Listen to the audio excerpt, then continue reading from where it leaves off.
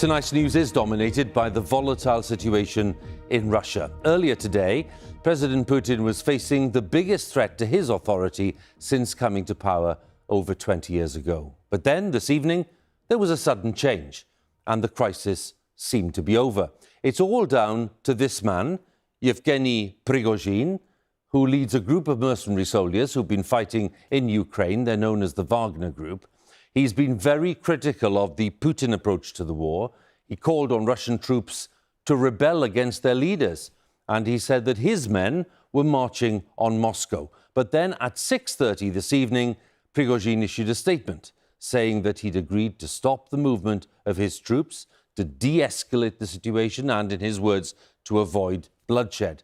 The Kremlin then announced that the Wagner force would not be prosecuted and that Prigozhin would be moving to live to Belarus. President Putin had accused the Wagner Group of betrayal and treason. Tonight, he said that avoiding more bloodshed was more important than punishing people. We'll have the latest on this dramatic day from our correspondents Steve Rosenberg in Moscow and Andrew Harding in eastern Ukraine, and we'll be joined in the studio by our chief international correspondent, Lise Doucette, with her assessment. Let's start in Moscow with Steve Rosenberg. Yes, Hugh. Well, just a few hours ago, it seemed as if Wagner fighters were on their way to Moscow, and there seemed to be a real danger of confrontation because of that. But, you know, in Russia, things can change very fast, and for whatever reason, they did so today. This is how the day began.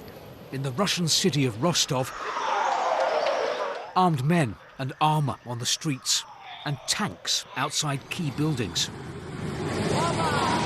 In control here, the mercenary group Wagner. Closely linked to the state, they'd fought for Russia in Ukraine. But this looked like mutiny. Their leader, Yevgeny Prigozhin, seemed to have gone rogue after his feud with the Russian Defence Ministry boiled over how the war in Ukraine is being fought. At a military HQ, he told Russian generals, "We've come for the defence minister and the chief of the general staff. If we don't get them, I'll blockade the city and head to Moscow." This was treachery, said the Kremlin, a stab in the back of Russia. Our actions to defend the fatherland from this threat will be harsh. Everyone who consciously chose the path of treason and planned the armed uprising has embraced blackmail and terrorist methods. They will be inevitably punished before the law and our people. Tension rose as reports came in of Wagner convoys moving north to Moscow. Was this heading towards confrontation in the capital? Then, out of the blue, a message from Mr. Prigozhin. To avoid bloodshed, he said, Wagner would turn around and return to base. A de-escalation deal that the leader of Belarus claims to have negotiated. Conflict cooled off. This is one of those moments where you just have to put up your hands and say, what on earth was that about? I mean, just a few hours ago, Yevgeny Prigozhin seemed determined to march his men to the top of the hill. Then he marched them down again. We may never know what agreements were or weren't reached between the key players of this bizarre drama. Confused, Muscovites were by the whole affair. Before, they told us Wagner was good, Svetlana says. They gave them medals for fighting in the special military operation. Now suddenly they're villains? That's hard for me to get used to. Preparing to leave Rostov tonight, Wagner fighters got quite a send-off. They're celebrating what they clearly see as a victory after a day of drama. Well, Steve, they're hinting at the mystery around this deal that was negotiated. Let's join him once again in Moscow. Steve, have you managed to piece together what might have been the clinching element today? Well, we may not know all the details of what was agreed. This is what the Kremlin has told us about the deal which has been made public in a late-night Kremlin conference call to journalists. First of all, apparently it was the leader of Belarus, Alexander Lukashenko, who allegedly negotiated this deal, because apparently he has known Mr. Prigozhin for some time. According to the deal, all criminal charges against Mr. Prigozhin will be dropped and he will move to Belarus. As for the Wagner fighters who took part in this mutiny, they will not be charged. They won't face any criminal charges because of their frontline service, the Kremlin says. So those are the bare bones of the deal that has been made public. So what you have is, in effect, a situation which has turned around completely, because just a few hours ago there seemed to be a real danger of a confrontation. Mr. Prigozhin was saying he was going to go all the way. He was furious with the military leadership of Russia. Suddenly things have turned around and he says, no, back to camp, we've done a deal. That's the situation tonight. Steve, many thanks. We'll catch up again a little later on, but Steve Rosenberg, for now, thank you. Let's take a closer look at the man who called for the rebellion in the first place, Yevgeny Prigozhin, and the group of mercenary soldiers that he leads, known as the Wagner Group. Our security correspondent, Gordon Correra, has been investigating. Yevgeny Prigozhin outside Russian military headquarters in Rostov-on-Don this morning, boasting his Wagner Group have taken it without firing a shot. But just who is this man challenging Russia's leaders? Prigozhin began as a criminal from St. Petersburg. After leaving jail, he began selling hot dogs, but then graduated to running expensive restaurants. He caught the attention of Russia's leader, leading him to be known as Putin's chef. He catered to world leaders when they visited, even America's president, but also became rich from lucrative military contracts. About a decade ago, he began to carry out operations around the world on behalf of the Kremlin, even interfering in America's 2016 election. But Prigozhin became best known as head of Wagner, an often brutal private mercenary group working to the Kremlin's agenda. It's been operating across the Middle East and Africa, including Syria, Libya and Mali, allowing Putin to project power without being directly involved. But it's in the last year in Ukraine that it's really come to the fore. As Putin's plans for a quick victory faded, Prigozhin's forces undertook some of the heaviest fighting. Some of them came from prisons. Here's Prigozhin recruiting them in return for an early release. Laying flowers on the graves of those who died helped him cultivate an image in Russia as a nationalist hero, one who would fight harder in Ukraine. But battles like in Bakhmut led to growing tension between Prigozhin and the regular Russian military leadership. He angrily accused its leaders, like Defense Minister Shoigu and military chief Gerasimov, of using his men as cannon fodder and denying them vital supplies. Shoigu! Gerasimov! Где боеприпасы? Prigozhin claimed Russia's soldiers had been let down by their leaders, and his attacks on them became increasingly outspoken.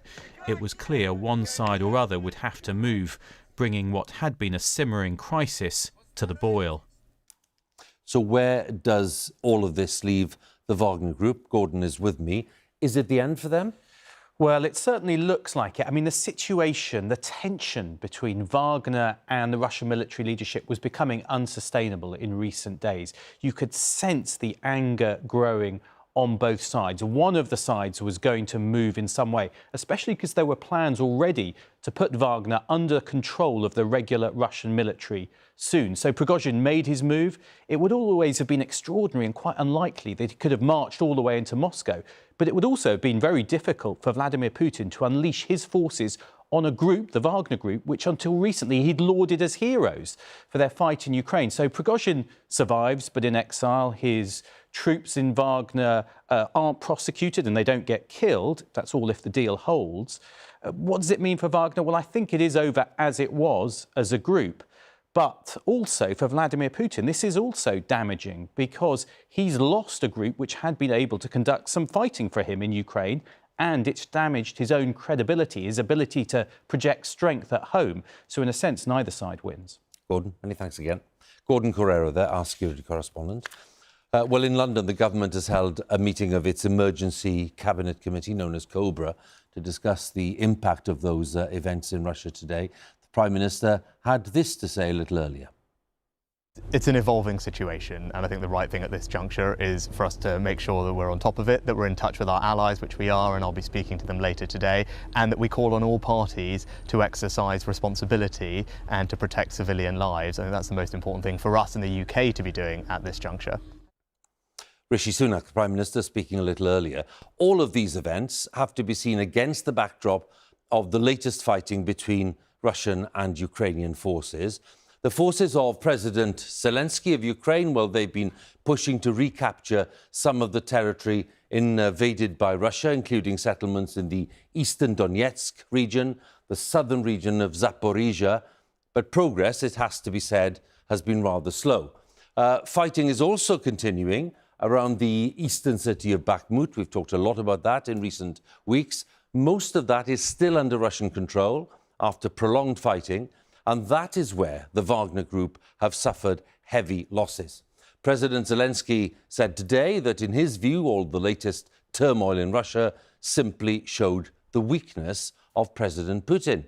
Our correspondent Andrew Harding reports now from the Donbas region in eastern Ukraine. A Ukrainian army doctor rushes to help yet another casualty this morning near the front lines. Russia may be in disarray today, but the fighting here near the town of Bakhmut is as ferocious as ever. Rough and ready treatment for this soldier who's got a chunk of shrapnel in his thigh. The doctor here, his call sign is Yoda, plots the next rescue mission to the nearby battlefield. As for the news of a mutiny in Russia,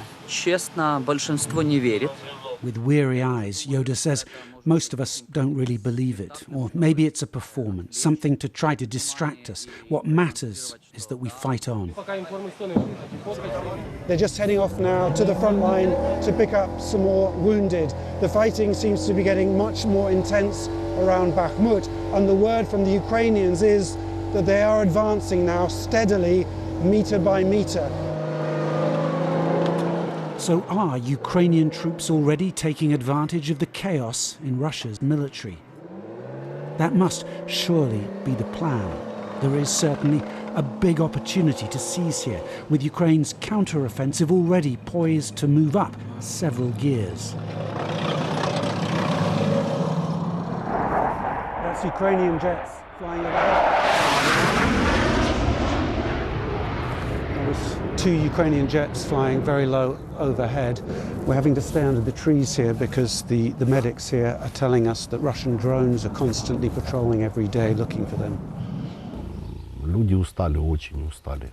Another doctor, known as Afghan, who I last met a year ago, is weary and cautious about what comes next. How is the counter-offensive going? Difficult. Yes. As if to prove the point, incoming Russian artillery.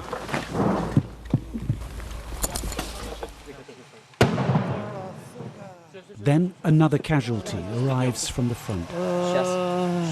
56-year-old Alexander. More shrapnel. And yet, as heavy as the fighting still is, there's renewed hope here that a demoralized, divided Russian enemy may be in big trouble, and that Putin's war just might have reached a turning point. Well, let's go live then to eastern Ukraine and join Andrew Harding, who's there.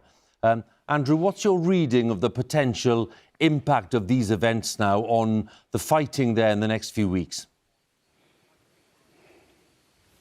Good evening, Hugh. Well, the situation here and in Russia is so unpredictable right now that the Ukrainians may well be tempted simply to shrug, keep calm and carry on with their counterattack as planned. On the other hand, it's clear that there is potentially an opportunity for Ukraine. And so I think they'll be watching very closely in the coming days to see if the instability in Russia is transferred to the front lines here in Ukraine. Will Wagner's troops come back? Will there be new divisions, perhaps infighting, perhaps even sudden retreats of units from the front lines? Opportunities for Ukraine to exploit. On the other hand, there are clearly risks involved here too for Ukraine. Will a Kremlin, rattled by recent events, simply try to re-exert its authority over this conflict, perhaps by accelerating things, perhaps even by launching some sort of nuclear provocation or sabotage? That's certainly something the Ukrainians have been concerned about. Overall, though, I think this is clearly something that the Ukrainians will see as an opportunity. The timing is perfect for them. It comes as they're trying to ramp up their counteroffensive with tens of thousands more troops and Western weapons poised to join the offensive. So plenty of risks, but many more opportunities right now for Ukraine. Andrew, thank you again for the thoughts there in eastern Ukraine. Andrew Harding, our correspondent there. And as Andrew was saying, lots of unanswered questions and lots of things to consider about the potential impact in the days and weeks ahead. Frank Gardner is with me, our security correspondent. How do you see the position of the main characters in this ongoing conflict?